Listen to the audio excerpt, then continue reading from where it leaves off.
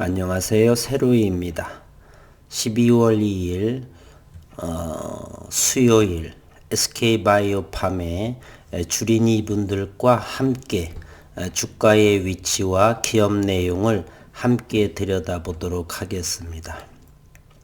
오늘 좋은 캔들의 모습이 나왔습니다. 대단히 의아해합니다. 리밸런싱이 어제 나오고 하루 만에 거래량은 29만 주, 28만 7천 주이니까 대략 29만 주. 평소의 거래량 모습으로 바로 회귀하는 모습입니다. 몸통이 대단히 좀 더 확대해 볼까요? 몸통이 대단히 작은, 그리고 위에 꼬리와 아래 꼬리, 그래도 18만원까지 간 모습입니다. 몸통이 대단히 작다라고 하는 것은 매도세와 매수세의 균형을 이루고 있다라는 것입니다. 잠시 후에 기업적인 내용을 들여 살펴보고 기술적 분석으로 시장의 심리를 살펴볼 때 몸통이 작은 시간이 얼마나 지속되었고 균형을 어느 정도의 강도로 이루었는지 기술적인 분석에서 함께 생각해 보도록 하겠습니다. SK바이오팜은 12월 투자 포인트를 제가 4가지를 제시했습니다. 이제 앞으로는 외국인의 매도세, 기관의 관망을 하느냐, 그 두 가지의 수급 포지션, 다시 말하겠습니다. 외국인이 매도가 나오지 않고 매수를 하느냐, 기관은 관망을 하느냐, 또는 매수를 하느냐의 기관과 외국인의 수급 포지션을 이제 다음 달 2021년 1월 2일 49,000원의 공모가 기관 6개월 보호 예수 물량 해제일까지, 그리고서 1월 중반 정도까지 외국인과 기관의 수급의 포지션을 면밀하게 들여다보시면 되겠습니다. 앞으로 대략 한 달 남짓 정도만 관망 잘 하시면 될 것 같고요. 어제 놀라셨을 텐데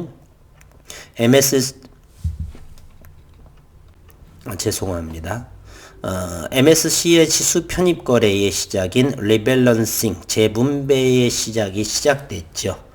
다행히 오늘 하루 만에 거래량이 줄어들면서 하방 경직의 자리를 잠시 생각해 보겠습니다. 아직은 시기상조이고요. 그리고 12월 10일 선물옵션 만기일까지는 지수는 상승할 거라고 보기 때문에 그 이후에 또 행보에 대해서 시장에서 어떤 모습을 나올지 좀 더 지켜보기로 하겠습니다.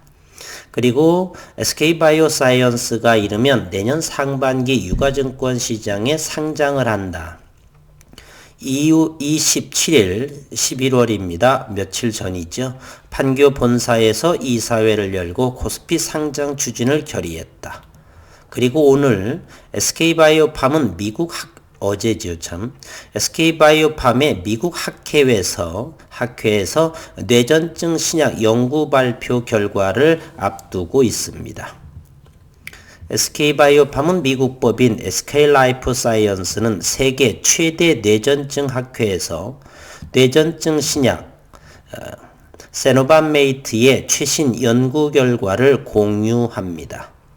SK라이프사이언스는 오는 미국 현지 시간으로 6일에서 7일 사이에 2020 미국 뇌전증학회 연례회의 ASAES에서 세노바메이트의 연구 데이터를 발표한다고 어제 1일자에 밝혔습니다. 올해로 74회째를 맞는 AES는 뇌전증과 신경 생리학 관련 전문가들이 모여 질환을 연구하고 치료법을 논의하는 세계 최대 규모의 학회입니다. SK라이프사이언스는 지난 2017년부터 매년 부스를 마련해 참가해 왔고 올해는 신종 코로나 바이러스 감염증으로 온라인으로 열리게 됩니다. SK라이프사이언스는 세노반메이트의 다기관 오픈라벨 연구 결과를 비롯해 효능과 안전성 관련 총 7건의 연구 결과 포스터를 발표합니다. 장기 효능과 기여 요인, 부분 발작을 앓는 성인 환자를 대상으로 한 세노바메이트의 용량과 안전성, 효능 영향에 관한 연구 등이 포스터에 포함이 됩니다.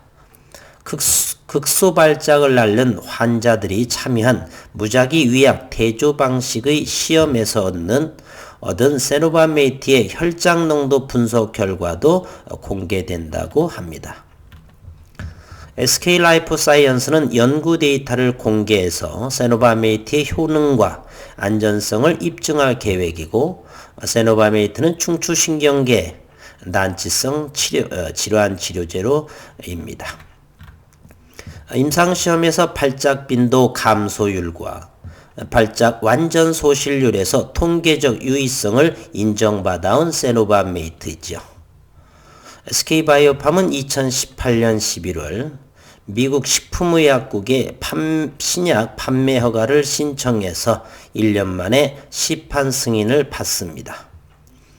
지난 올해 5월 출시 이후 3분기 월 평균 처방 건수가 2260건을 기록했고, 월 평균 처방 건수가 1300여 건에 그치는 경쟁 약물보다 현지에서 높은 주목을 현재 받고 있습니다.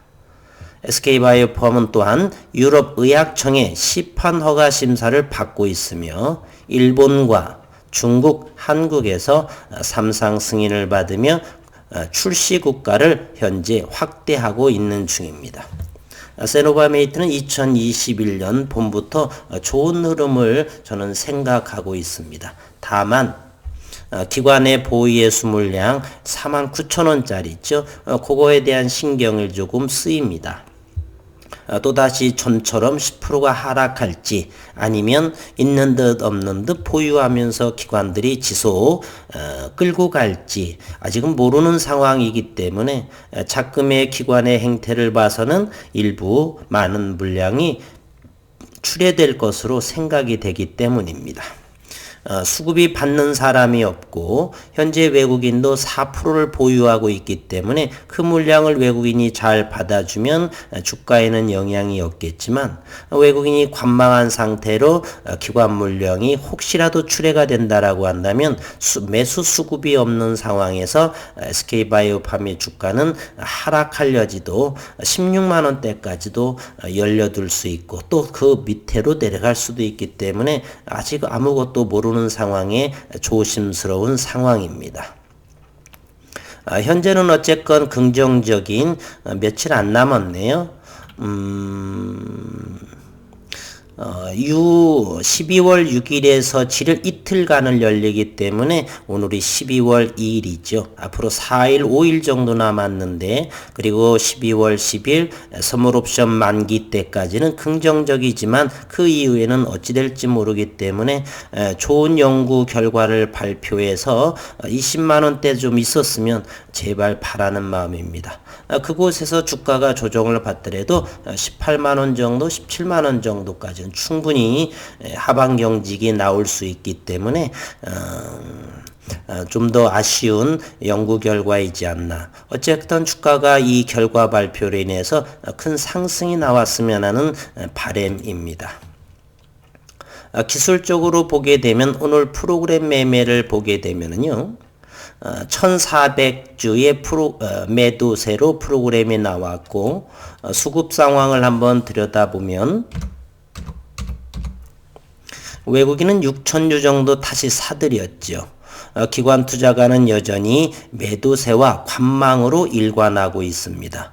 따라서 내년 1월 2일 정도에 이렇게 관망하던 기관들이 보유예수가 풀리면서 하락할 여지도 있기 때문에 섣부르게 매수하는 것은 조심스러운 상황이 아닌가 생각을 합니다.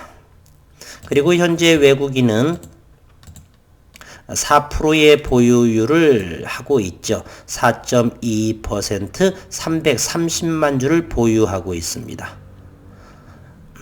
지수가 MSCI, 그 다음에 코스피 200의 지수에 편입이 되어 있기 때문에 외국인은 많은 매도를 하지 않을 것이라고 생각을 합니다. 그러면 오늘 시장 상황을 들여다보면은요, 오늘의 모습이 이와 같은, 여기서만 좀 더 분봉의 모습인데, 분봉이라고 한다면 시장의 세 주체요, 개인과 외국인 기관의 심리 싸움이다, 이렇게 생각을 합니다. 심리 표현이다. 오늘은 여기 19만원 정도를 갖고 리밸런싱 때문에 이와 같이 가격 하락이 나왔죠. 오늘은 2일인데 이와 같은 모습의 거래량은 28만 주 정도를 형성하고 여기에 힘들었던 횡보 자리를 현재 잘 지키고 있는 상황입니다. 좀 더 내린다 손치더라도 이곳에서는 잘 지키지 않을까 하는 마음으로 지켜보기로 하겠습니다. 현재는 하방 경직이 되고 좀 더 거래량이 줄어들면서 이렇게 가격 조정보다는 이렇게 기관 조정으로 물량 소화를 해줬으면 하는 바람이 있습니다. 이와 같은 모습으로 진행이 되고요. 6일과 7일에 학회에서 의미 있는 결과물이 도출을 하면서 이와 같은 상승도 생각해 볼 수 있고요.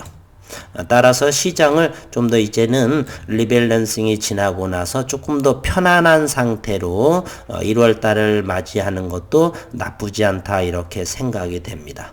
이제는 하나가 남았죠. 내년 1월 2일 이후 기관의 포예수 물량입니다. 나머지는 전부 다 긍정적인 모습이다 이렇게 생각이 됩니다. 오늘 하루도 수고 많으셨고 결론적으로 한 말씀 더 드리자면 너무 염려하지 마시고 전인권 씨의 걱정하지 말아요 그대 노래 가사처럼 좀 편안하게 FDA 3상의 대한민국 최초의 뉴드러그 신약입니다.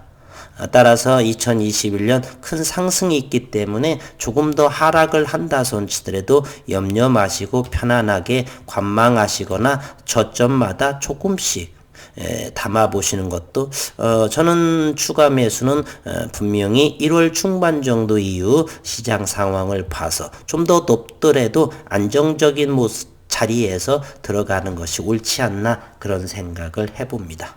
어쨌든 12월 6일과 7일 세계 최대의 뇌전증 학회에서 의미 있는 좋은 성과가 나오기를 기대하겠습니다. 수고 많으셨습니다.